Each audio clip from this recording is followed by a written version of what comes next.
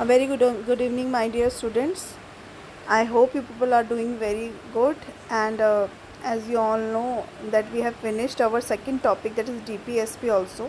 And today we are starting with the pure history topic, that is Delhi Sultanate. ठीक है, आपको पता है कि यहाँ पे इंडिया में दिल्ली सल्तनत में काफ़ी सारे मुस्लिम्स अटैक हुए थे एंड मुस्लिम क्योंकि आपने इससे पहले वैदिक एरा पढ़ा है, अर्ली वैदिक एरा पढ़ा है। मतलब वैदिक एरा 2 पार्ट में डिवाइडेड है, अर्ली वैदिक एरा एंड लेटर वैदिक एरा। लेटर वैदिक एरा के बाद आता है हमारा दिल्ली सल्तनत। ओके, तो दिल्ली सल्तनत स्टार्ट करने से पहले कुछ टर्म्स है जिन्हें हम पढ़ लेंगे। एक है mercenaries, that is what are mercenaries. Mercenaries person are hired person who work for money. ऐसे लोग हैं जो किसके लिए काम करते हैं? पैसों के लिए काम करते हैं। Second is bigot. Bigot means a blind follower of one's religion और क्रीड। अपने किसी धर्म का या किसी जो कर्म है, किसी कुछ काम है, उसके एक ब्लाइंड जो अंधा भक्त होता है उसे बोलते हैं बिगट। पुरिटैनिकल प्रैक्टिसिंग स्ट्रिक्ट रिलीजियस और मॉरल बिहेवियर। ओके, तो जो लोग क्या करते हैं, एक मॉरल बिहेवियर को मद्देनज़र रखते हैं अपने आचरण को। They follow that particular behaviour in their day to day life and they follow very strict religious behaviour. तो उन्हें क्या बोलेंगे? Puritanical. Feudal means a social system which existed during the middle age in Europe in which people had to work on a nobles man's land. ठीक है, noble man होते थे, owner होते थे, वो क्या करते थे? अपने लैंड को ग्रांट पे देते थे और फिर क्या करते थे? लोग उसमें काम करते थे और in turn they use to pay you can say kind to the king और the portion of their in the form of tax या मनी वो किंग को या नोबल मैन को देते थे। ठीक है, जो ओनर होता था। Theocratic, a form of government claim to be guided by God. जब हम माइथोलॉजी होता है, थियोलॉजी होता है। थियोलॉजी मीन्स माइथोलॉजी मीन्स जहाँ पे हम क्या मिथ्स की बात करते। थियोलॉजी मीन्स जब हम क्या हम गॉड को एग्जिस्टेंस को हम एक्सेप्ट करते हैं। तो ऐसी फॉर्म ऑफ गवर्नमेंट जो कि क्लेम करती है खुद को कि वो जो गॉड के जो निर्देश हैं या जो गॉड के गाइडलाइंस हैं उनको फॉलो करते हुए वो क्या कर रही है? रूल कर रही है। उसे बोलते हैं theocratic form of government. This type of government is based on one religion. इस जो ऐसी फॉर्म ऑफ गवर्नमेंट होती है वो एक ही धर्म को फॉलो करती है। ठीक है, और वही वो लोगों को भी फॉलो करवाती है। Despot, a ruler with great power, cruel ruler. ठीक है, जैसे डिस्पॉटिक होता है, जैसे कुछ अपने हम पढ़ते हैं डिस्पॉटिज्म पढ़ते हैं, इसमें हम पढ़ते हैं अलाउद्दीन खिलजी को हम डिस्पॉट बोलते हैं, हम बलबन को डिस्पॉट बोलते हैं। तो ये जो रूलर होते हैं बहुत ही ग्रेट पावर, और सम एक्सटेंड तक औरंगजेब, इनके पास बहुत पावर रहती है। एक टाइम पे they are having the all the concentration and all the power is in their hand. Concentration of power is in their hand and in turn they are very cruel also. And इनकी आपको बात माननी otherwise you will have to the person who will not obey will be punished in their rule. Garrison, put soldier in a place to defend it from attack. एक ही जगह पे soldiers को सारा एकत्रित कर देना ताकि क्या हो, उस जगह को किससे बचाया जा सके? किसी आक्रमण से बचाया जा सके। उस जगह को बोलते garrison. Theology, the study of religion and believes और सेट ऑफ रिलीजियस बिलीव्स। ठीक है, मैंने आपको बताया लॉजी का मतलब आपको पता ही होता है कि स्टडी है। थियो मीन्स जब when we accept the existence of God, the study of religion, हम रिलीजन को पढ़ते हैं और बिलीव्स को मानते हैं, उनको फॉलो करते हैं। ठीक है, तो वो क्या हो जाती है? थियोलॉजी हो जाती है।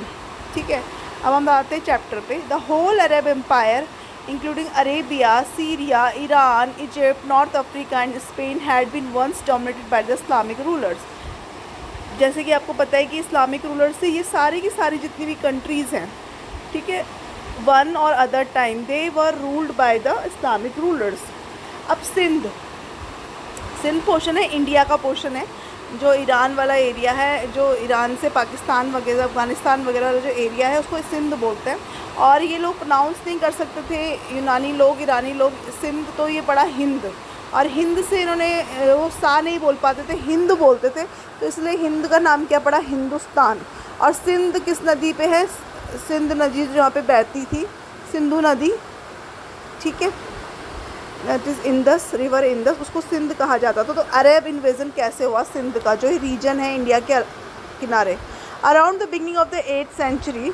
ठीक है, beginning of the 8th century. तो अगर हम 8th सेंचुरी की बात करें तो मतलब हम किसकी बात कर रहे हैं, 7 से हम चलेंगे। ओके, हमेशा एक ईयर पीछे चलते हैं। अगर 21st, अगर ये 2021 है, 2023 है, तो हम इसे क्या बोलते हैं, 21 सेंचुरी। इसीलिए जो हिस्ट्री में भी जो डेट्स है, अगर 8th सेंचुरी की बात की जाए तो समवेयर अराउंड हम जो स्टार्ट किससे होगा, 7th सेंचुरी से। Around the beginning of the 8th century the Arab spread their influence to the shores of India. जितने भी अरब्स थे उन्होंने अपना इन्फ्लुएंस कहाँ पे डाला, इंडिया के किनारे किनारे शुरू कर दिया था। अरब जनरल, कौन था अरब जनरल, मोहम्मद बिन कासिम।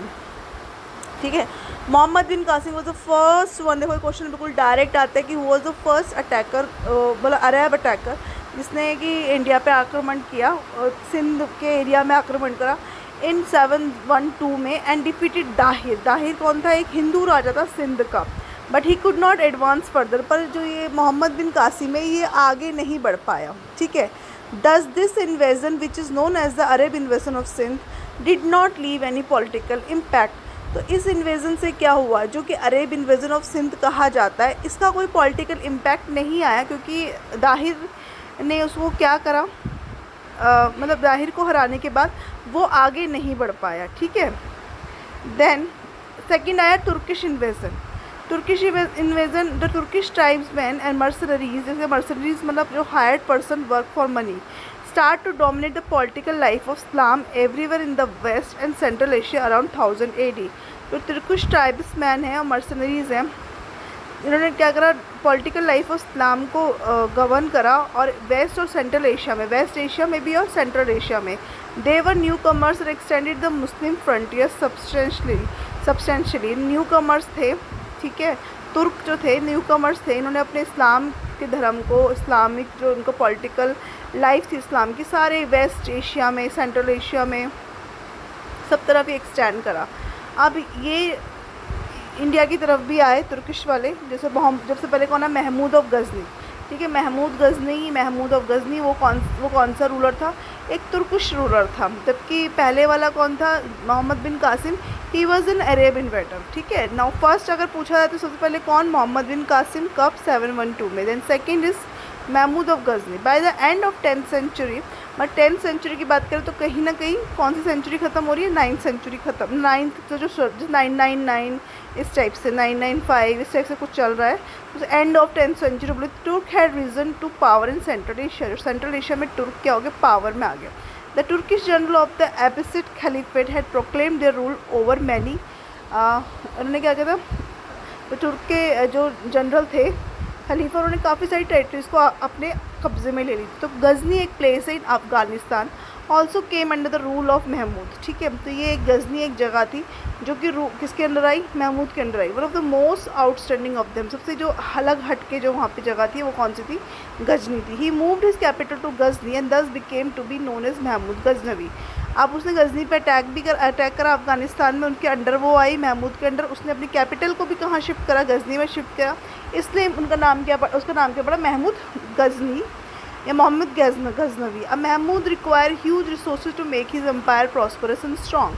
अब आप बच्चे लोग सोचते होंगे कि what was the need, why they used to attack and why India, मतलब ये सिंध का जो रीजन है, बिकॉज इंडिया एंड जो सिंध, ये जो रीजन है near by India, it use to be considered as very rich and prosperous region, क्योंकि इंडिया सोने की चिड़िया थी। आपको पता है बहुत पैसा था इंडिया में, तो इन्होंने बहुत अटैक करे। तो he had about temples of north and South India. तो इन्होंने गजनी ने, महमूद गजनी ने क्या सुना था, टेम्पल्स के बारे में सुना था नॉर्थ एंड साउथ इंडिया के, which were famous for their wealth, जो कि अपने धन के लिए बहुत फेमस थे। As soon as he ascended the throne of Ghazni, जैसे जैसे मैंने आपको बताया, देखो 10th सेंचुरी का एंड मतलब 998 AD, he decided to pursue policy of aggressive warfare against India. तो उसने क्या सोचा, उसने सोचा कि एक एग्रेसिव वॉरफेयर करेगी इंडिया के, मतलब वो करेगा इंडिया पे। तो उसने 1000 से लेके 1025 AD 25 ईयर्स तक उसने इंडिया पे कितनी बार अटैक किया, 17 टाइम्स, 17 बार आक्रमण करने वाला कौन था, Mahmud Ghazni. And plundered the North Indian temple, सारे इंडिया नॉर्थ इंडियन टेम्पल को प्लंडर किया, मथुरा के, कन्नौज के, and also the Somnath temple in Gujarat. ठीक है, सोमनाथ टेम्पल पे भी उसने क्या करा, अटैक किया इन 1025 AD। ही लूटेड इमेंस वेल्थ, उसने बहुत सारे धन लूटा, प्रीशियस स्टोन लूटा, पत्थर जवाहरात जितने भी थे, जितने महंगे वाले जवाहरात, jewellery which he took to Ghazni. फिर क्या लेके गया, वो गजनी की तरफ लेके गया। ही carried away 6.5 tons of gold from the Somnath temple alone. अकेले सोमनाथ टेम्पल से वो कितना लेके गया, 6.5 टन। ठीक है, 1 टन नहीं में 1000 किलो, तो इमेजिन करो 6 ton of gold. Even the beautifully carved sandalwood gateways of Somnath temple were taken to Ghazni. जो बहुत ही सुंदर एक चंदन की लकड़ी से जो सोमनाथ टेम्पल के मंदिर बनाए गए थे, उनके जो दरवाजे थे वो गेट जो था वो भी वो गजनी लेके गया। Mahmud's raids exposed the weakness of Indian rulers which encouraged other invaders to invade India.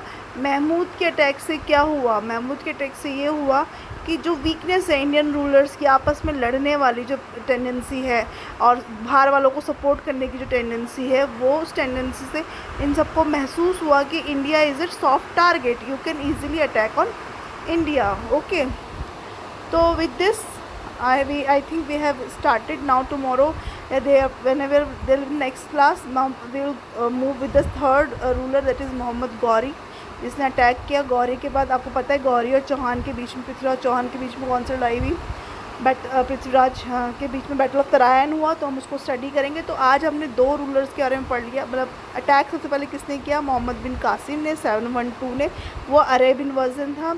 जब उस टाइम पे यहाँ पे अटैक हुआ तो राजा कौन था, दाहिर था, पर वो आगे नहीं बढ़ा, वो पीछे मुड़ गया। इसने भी, मोहम्मद गजनवी ने भी अटैक किया, अपना रूल इस्टेब्लिश नहीं किया। यहाँ पे आगे जो इन्वेडर्स आएंगे वो अपना क्या करेंगे, रूल इस्टेब्लिश करेंगे। तो okay, go through the session again.